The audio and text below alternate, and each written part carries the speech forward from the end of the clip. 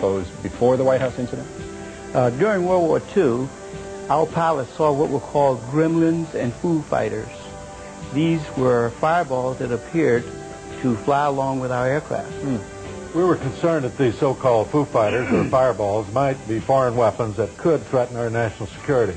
And did the Air Force ever try to chase a UFO? Yes, in fact, in 1948, one of our pilots crashed in pursuit of a UFO. The story made headlines all over the world. As I understand it, that crash added emphasis to the conclusion that UFOs were extraterrestrial visitors. That's true. But the Air Force rejected the conclusion on grounds of insufficient evidence. Even the name of the project was changed from Sign to Grudge during that period to preclude this unhealthy association. However, by the time Blue Book was involved, we started running into trouble.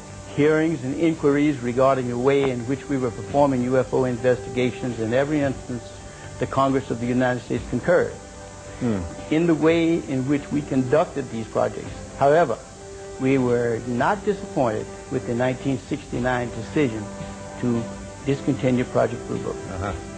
Out of the 12,000 reported UFO sightings, only 700 remain unexplained. Of that remainder, 100 of them really worried us. Why was that?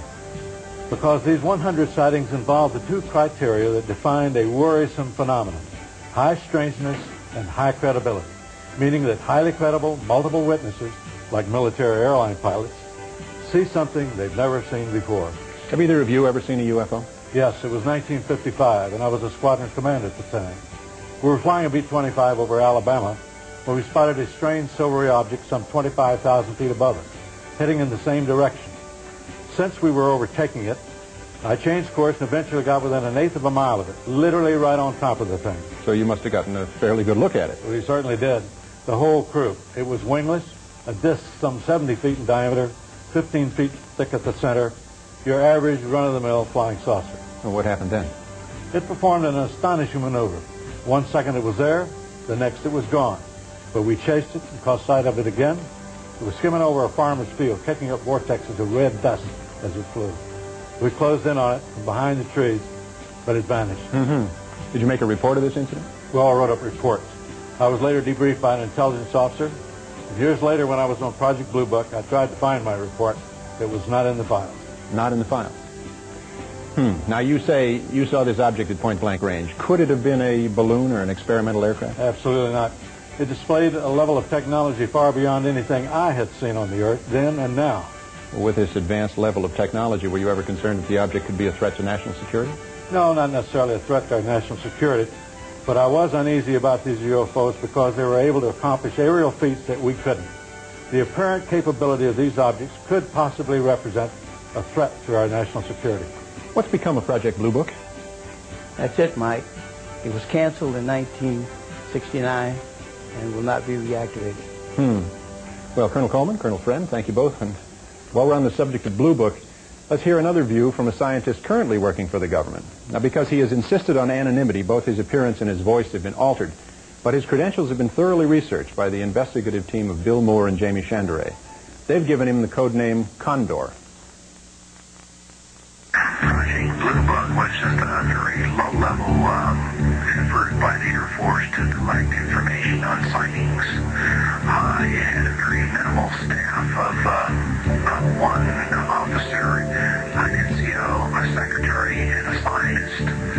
The interesting, most exciting reports that came into Blue Book were often siphoned off by what they call moles within the organization. Those reports were pulled out of the files and never returned and just simply sent forward. The whole effort, as far as Blue Book is concerned, was that they tried every way they could to simply dismiss and explain away sightings. They certainly didn't want unknowns. The effort of Blue Book was to minimize the effects of these reports and to try to explain away as many as they could. And of course it worked. It worked in the fact that it closed down Project Blue Book and terminated the Air Force's involvement, official Air Force involvement, public involvement with the subject of UFOs. Of course, we know that they carried on with a covert operation after that. What When Blue Book closed down, the official U.S. government position was that UFOs didn't exist, and Americans accepted this contention as fact. Or did we? Do you hear something? Hear what? I don't hear. Listen.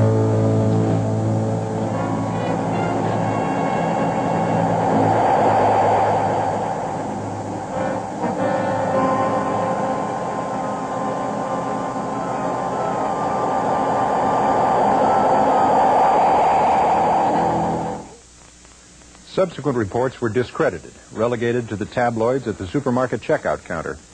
After Blue Book's final report, anyone who claimed to see a UFO was considered some kind of nut. It was a saucer.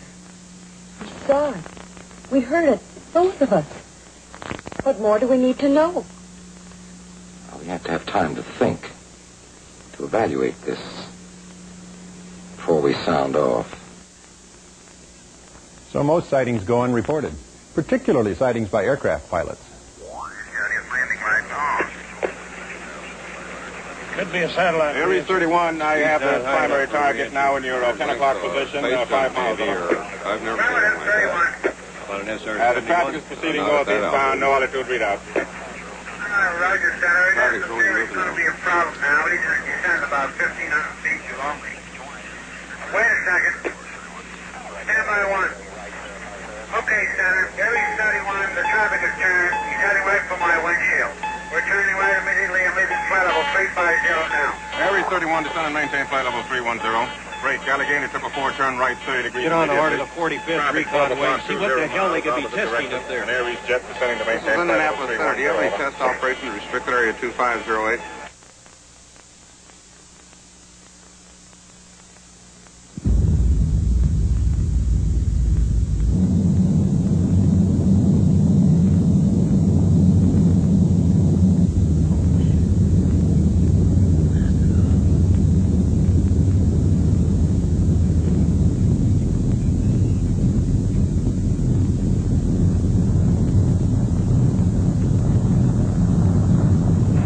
EWA 517, do you want to report a UFO? Over. Negative.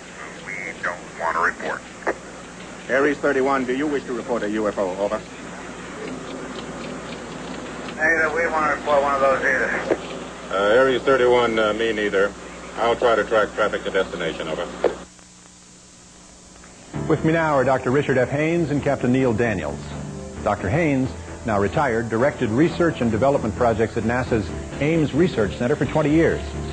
Welcome, Dr. Haynes. Captain Daniels. Dr. Haynes, tell us about pilot sightings that you've been studying.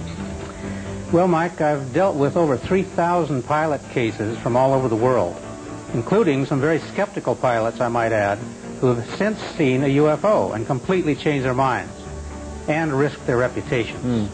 Why do you limit your research to pilots? Well, because pilots are very reliable and credible witnesses. Their jobs and their lives of their passengers depend on them. They must be aware of what's going on in the skies around them. Unfortunately, most of them ask for anonymity. Really, why is that? Well, I think it's because of fear of ridicule, or worse, fear of losing their jobs. I mean, no airline wants to be promoted with the slogan, "Fly us and see a UFO." Might increase business. Fortunately, we do have a pilot who has come forward and has enough courage to share his experiences. Captain Neil Daniels, who flew for United Airlines for 35 years. Captain Daniels, thanks for being here. Would you tell us about your experience with a UFO? I was piloting a flight from San Francisco to Boston on March the 12th in 1977. And at an altitude of 37,000 feet, I became aware of a blinding, bright white light out to the left of the DC-10. I estimated it to be at about 1,000 yards. And I don't know, the object could have been several hundred feet in diameter. But it didn't read on ground radar. Could you tell what it was? No. Could it have been a commercial flight or a military aircraft? Absolutely not. At the speed at which it departed, I've never seen anything like it. Was this object in any way a threat to your plane? The three compasses were indicating opposite directions, and the plane was veering off and banking to the left by a strong magnetic pull. Well, how did you and your crew react? The flight engineer kept repeating, I don't want to see it, I don't want to know about it. I don't want to know about it. Did you file a report? It was a short layover, and the FAA would have hassled me all night, so I let it go. So that was the end of that? Yes, but 6 months later, I was on a hunting trip with my boss, and I told him the story, and he said, Gee, I'm sorry you told me that. Strange things happen to people who have these sightings. Strange things? Like what? Well, in my experience, people are fearful of losing their jobs or being transferred. So much for telling the truth, huh? Well, thank you, Dr. Haynes, Captain Daniels, for coming forward on UFO Cover-Up. Incidentally, Captain Daniels now lectures at San Francisco's Fear of Flying Clinic. I mean flying airplanes, not flying saucers. American Flight 812 requesting...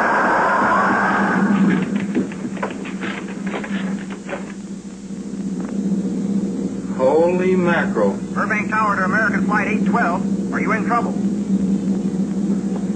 Trouble? Take a look for yourself. World. That's nothing from this world. Coming up, a startling report live from Moscow. Not only did the pilot and the crew see that UFO, but also many of the passengers of the plane.